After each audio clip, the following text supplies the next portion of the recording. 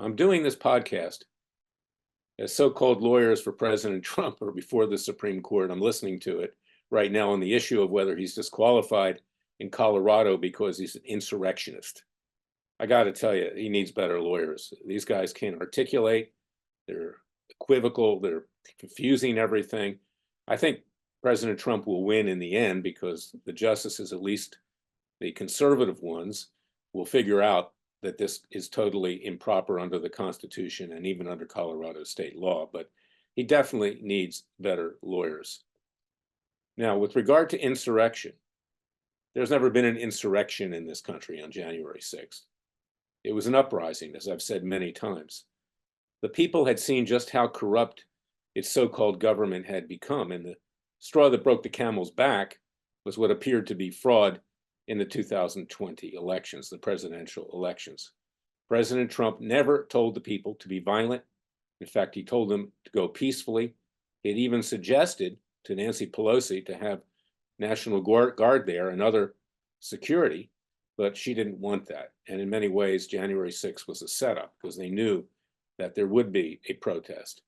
And it was overwhelmingly peaceful. But what has happened since?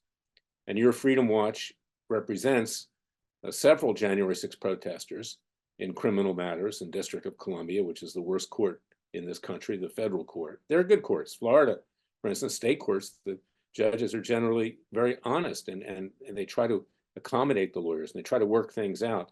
But in the District of Columbia, you have these hanging judges, whether they're appointed by Trump, whether appointed by Obama, George W. Bush, H.W. Bush, Clinton, you name it, they're mostly, in fact, totally establishment hacks for that matter.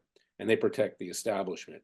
And what they're allowing to happen, and they never make any remark about this, and it's absolutely outrageous and it's frightening, is that there are a number of January 6 peaceful protesters. And of course, we know that the Gestapo of the Biden Justice Department is fanning out, using all the resources nearly of the FBI at a time that we face potential terrorism coming across our border to arrest anyone who had anything to do with January 6th in Washington. Even those people who simply communicated with those who were there at the Capitol on that day are being arrested publicly, charged, brought before a court, being forced into confessions to get down on their knees that they did something wrong when they didn't do anything wrong, charged with misdemeanors. The standard now is for misdemeanors, basically related to trespass. Yet the Gestapo of an FBI, working with the Gestapo of its Department of Justice, publicly arrests these people, humiliates them, causes there to be articles written about it. Our client Siaka Massaquoi is an example of that. He was arrested at the Burbank airport with 4 FBI agents in front of his pregnant wife, with also police of the Burbank airport. They make a real show because they want to terrorize the American people.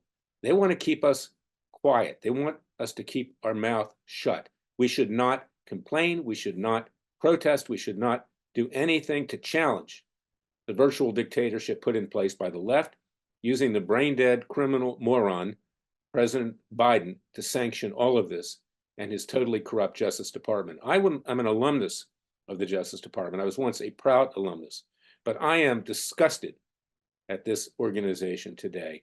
It has become corrupt. It's little better than the East German Stasi or the Gestapo under Hitler, frankly. The only difference is that, at least at this time, we don't have concentration camps that we know of.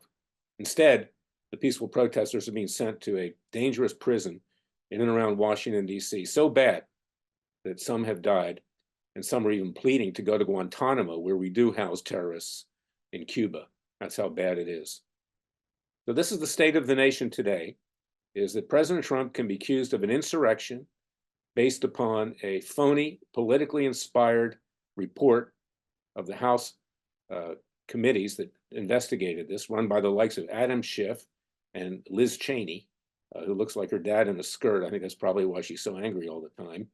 But the fact is that this was all trumped up, so to speak, and it's meant to keep the people down. And during the next election cycle, you're going to hear January 6th, destruction of our democracy.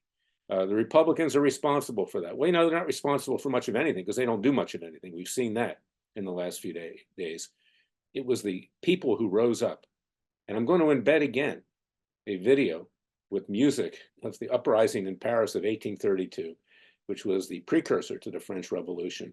It looks a lot like what happened on January 6th. The French people had had it, and they rose up, and it was mostly peaceful.